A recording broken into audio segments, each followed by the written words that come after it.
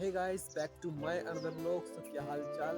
आज बहुत दुखद बात है, बहुत परेशानी की बात है, आप सबके बीच में शेयर करना चाहता हूँ। प्लीज़ ध्यान से सुनिएगा और थोड़ी सही लगे तो मुझे फॉलो जरूर कीजिएगा। सो गाइस, हमारे ही परिवार में हमारे बुजुर्ग दादा दादा थे, वो एक्सपायर हो गए हैं। बहुत दुखद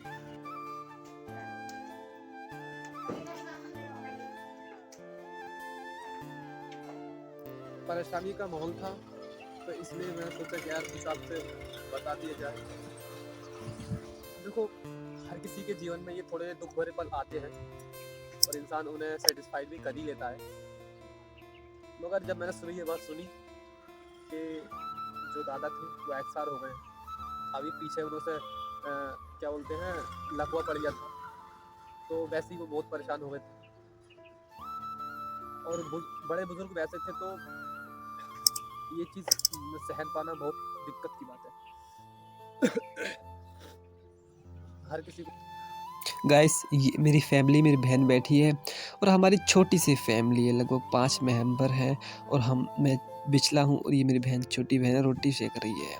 तो दोस्तों, परिवार ज़्यादा बड़ा नहीं है, परिवार छोटा ही ठीक रहता है और खुशी का माहौल रहे, ये सबसे बड़ी बात है। चीज़ें बहुत घट जाती हैं, परेशान हो जाते हैं लोग, और खुश रहना भी एक अनोखी कला है। तो खुश रहिए, मस्त रहिए जीवन में, क्योंकि दुख आते रहते हैं और खुशी जब मिलती है तो उसे ले लो।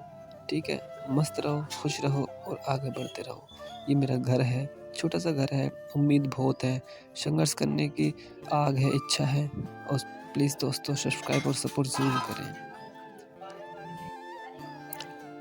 दोस्तों, मैंने बहुत ब्लॉग बनाए, किसी पे मेरी इतनी सपोर्ट मिल ही नहीं पाती जिससे कि मेरे हौसला और जुनून बढ़े।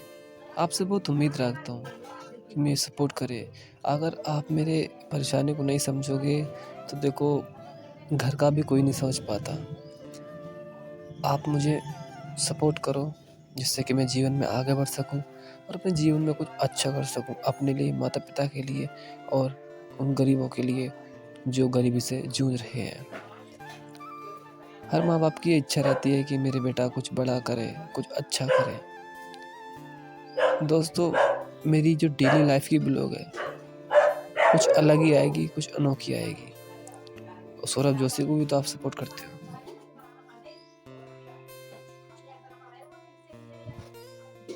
थोड़े दुख भरे पल आते हैं और इंसान उन्हें सेटिस्फाइड भी कर ही लेता है। मगर जब मैंने सुनी ये बात सुनी कि जो दादा थे वो एक्सपायर हो गए, अभी पीछे उन्होंने क्या बोलते हैं, लकवा पड़ गया था, तो वैसे ही वो बहुत परेशान हो गए थे। और बड़े बुजुर्ग वैसे थे, तो ये चीज़ सहन पाना बहुत दिक्कत की बात है। हर किसी को प्यार होता है अपने बड़े बुजुर्गों से, आदत के सही थे, वो बढ़िया थे, मगर उन्हें भी परेशानियों ने घेर रखा था। कुछ बात थी ऐसी गहराई की जो मैं आपके बीच शेयर नहीं कर सकता। तो आप ये देख सकते हैं, सुबह का मौसम है, मॉर्निंग का, और ये सामने का हमारा कुछ नज़ारा है, घर है। और कुल मिलाकर चीज़ें थोड़ी सी बिगड़ जाती हैं यार।